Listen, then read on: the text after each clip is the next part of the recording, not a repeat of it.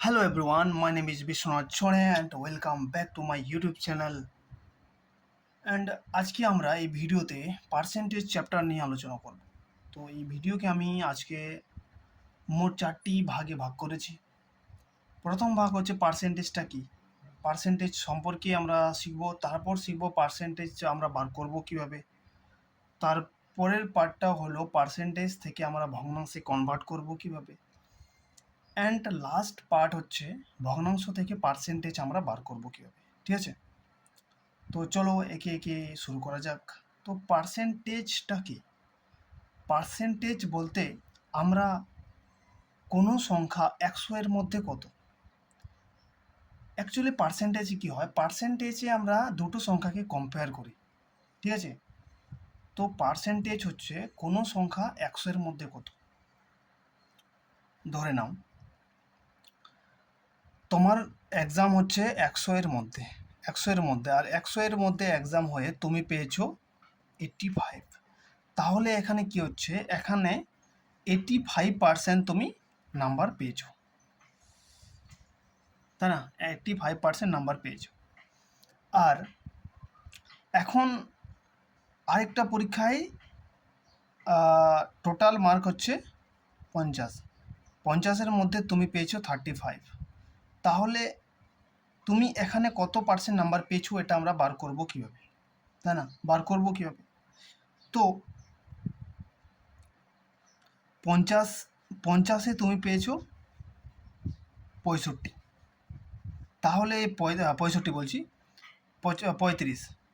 তো 35কে আমি 50 ভাগে ভাগ করব, তো 1 ভাগের মান চলে আসবে। সেই 1 ভাগের মানে আমি 100 দিয়ে গুণ করে দেবো, তাহলে 100 এর মান চলে আসবে। ঠিক এভাবে করে আমরা এর পার্সেন্ট ভ্যালুটা আমরা বার করতে পারবো। তো 50 2-এ কত হলো, তাহলে 70% আমি নাম্বার পেয়েছি, তাই না? তো দুটো পার্ট কমপ্লিট হয়ে গেল। এখন 2 নম্বর পার্টে কিছু কোশ্চেন আমি রেখেছি, তো সেই কোশ্চেনগুলো তোমরা স্ক্রিনে দেখতে পাচ্ছ। প্রথম কোশ্চেন হচ্ছে 175 200 এর কত পার্সেন্ট, তাই না? বা 200 এর কত শতাংশ। আমাদেরকে বলেছে 175 200 এর কত শতাংশ। তো আমরা কি করব, 175কে আমরা 200 দিয়ে ভাগ করব। 200 দিয়ে ভাগ করে নিলাম, ভাগ করে কি হলো, 1-এর ভ্যালু চলে আসলো। 1-এর ভ্যালু চলে এসে আমরা 100 দিয়ে গুণ করে দেব, তাহলে 100 এর ভ্যালু চলে আসবে। এটা কাটাকাটি করে 2 হবে, 2 8 7 5, তো 87.5% হলো আমাদের উত্তর। 87.5 হলো আমাদের উত্তর। এখন 2 নম্বর কোশ্চেন, এটা হচ্ছে 1 নম্বর কোশ্চেন। তারপর হলো 2 নম্বর কোশ্চেন। 2 নম্বর কোশ্চেনে কি বলেছে, 175 200 এর থেকে কত পার্সেন্ট কম। 200 এর থেকে কত পার্সেন্ট কম, তাই না? তো নিচে আমি লিখলাম 200, ঠিক আছে। তারপর আমরা কি করব, 200 মাইনাস 175, আগেই প্রথমে আমি বিয়োগ করে নিলাম, কত হবে, 25 হবে, তাই না? তারপর এখানে লিখে নিলাম 25। এই 25কে আমি 200 জায়গায় ভাগ করে নিচ্ছি, 200 জায়গায় ভাগ করে নিচ্ছি। এই বিয়োগ করার কারণটা হচ্ছে কি, এখানে আমাকে কম বলেছে, তাই না? তার জন্য আমি বিয়োগ করে নিলাম। তারপর আর 200 নিচে লেখার কারণ হচ্ছে 200 এর থেকে বলেছে, 200 এর থেকে মানে 200কে বেস ধরে, 200কে বেস ধরে আর কি। তারপর আমি 25কে 200 জায়গায় ভাগ করলাম, 1-এর ভ্যালু চলে আসলো, তারপর 1-এর ভ্যালু চলে এসে আমি 100 দিয়ে গুণ করে দিলাম, এটাকে কেটে পাবো 12.5, তাহলে 12.5% কম আছে, 12.5% কম। এখন হলো 3 নম্বর কোশ্চেন। 3 নম্বর কোশ্চেনে কি বলেছে, 175 থেকে 200 কত পার্সেন্ট বেশি। 175 থেকে 200 কত পার্সেন্ট বেশি, এখানে 175কে নিচে লিখতে হবে। 175 থেকে 200 কত পার্সেন্ট বেশি, তাই না? আর যদি 200 থেকে 175 আমি বাদ দিই তাহলে কত হবে? এখানে 25।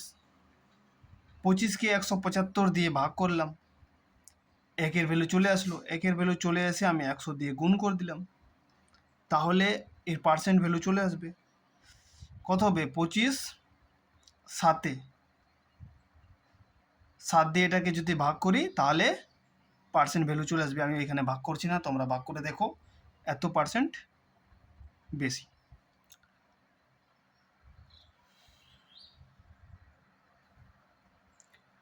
এখন আমরা শিখব পার্সেন্টেজ থেকে ভগ্নাংশে আমরা কনভার্ট করব কিভাবে। পার্সেন্টেজ থেকে ভগ্নাংশে ধরে নাও তোমাকে দিয়েছে 25%, এটাকে ভগ্নাংশে তুমি কনভার্ট করো, তাহলে কীভাবে করবে?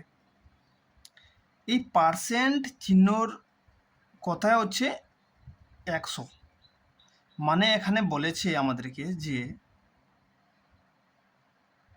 100 এর ভ্যালু হচ্ছে 25, 100 এর ভ্যালু হচ্ছে 25, তার মানে 25%, এই পার্সেন্টটাকে সরিয়ে আমি এখানে নিচে 100 লিখতে পারি।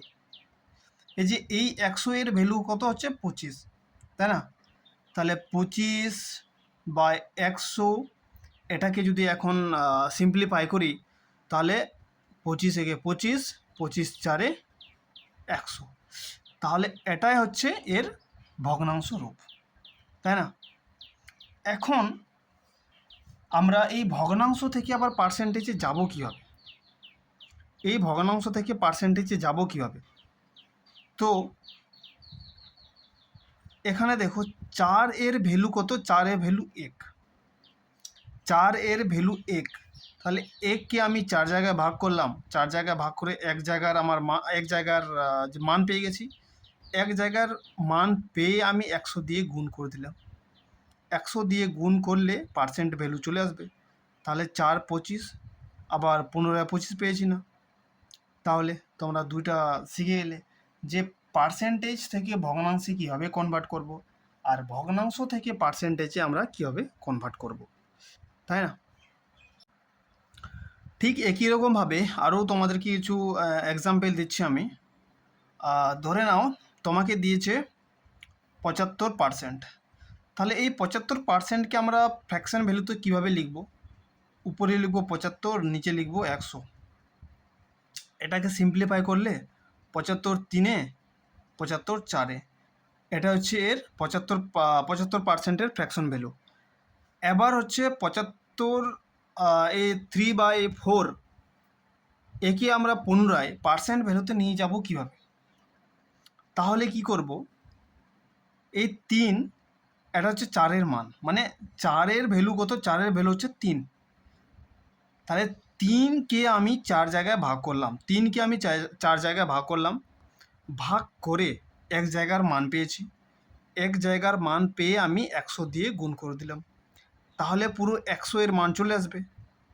100 এর মানই তো আমাদের দরকার।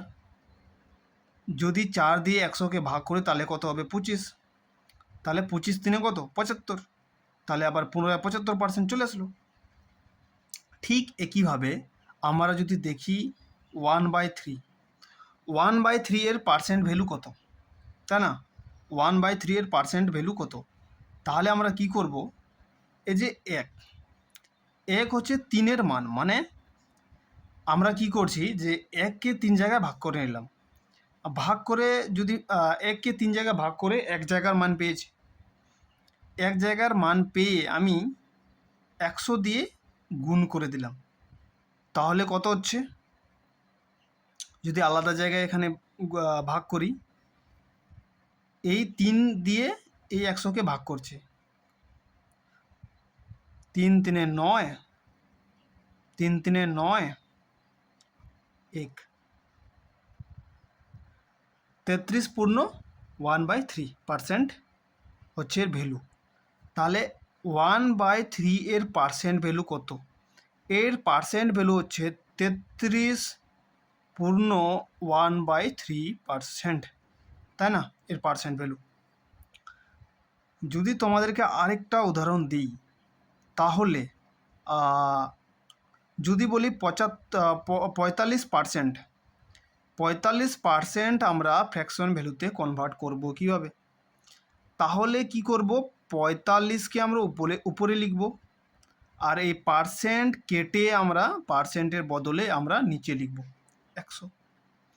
মানে 100 এর মান হচ্ছে 45%-এর মানে বা এর কথার অর্থ হচ্ছে এটা যে 45 হচ্ছে 100 এর মান।